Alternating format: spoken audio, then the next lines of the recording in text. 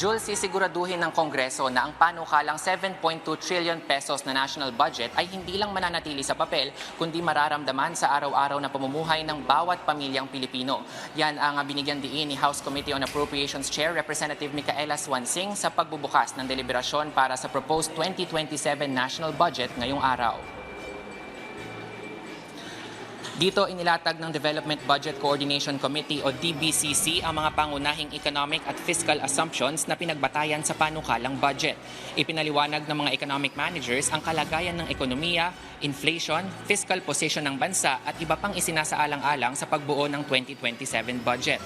Ayon kay Bangko Sentral ng Pilipinas Governor Eli Remolona Jr., patuloy nilang binabantayan ang inflation o pagtaas ng presyo ng mga bilihin na bagamat bahagyang bumaba nitong mga nakaraang buwan ay nananatiling hamon, bunsod nga ng mga global supply shocks.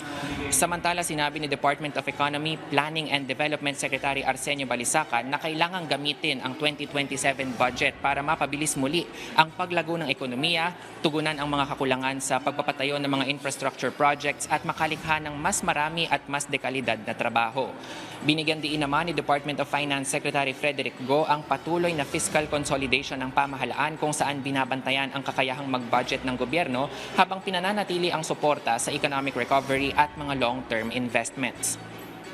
Samantala, Jules, ayon kay Department of Budget and Management Acting Secretary Kim Robert De Leon, umabot sa mahigit 11 trillion pesos ang proposals ng iba't ibang ahensya na maisama sa National Expenditure Program pero 7.2 trillion pesos lang ang kabuuang expenditure program na isinumitay ng pamahalaan na alinsunod sa mga prioridad ni Pangulong Ferdinand R. Marcos Jr., Philippine Development Plan at para sa ikabubuti ng pamumuhay ng mga Pilipino.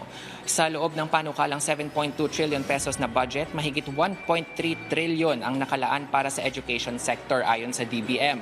May dagdag na pondo rin para sa health services, infrastructure, agriculture, social services at iba pang pangunahing programa ng pamahalaan.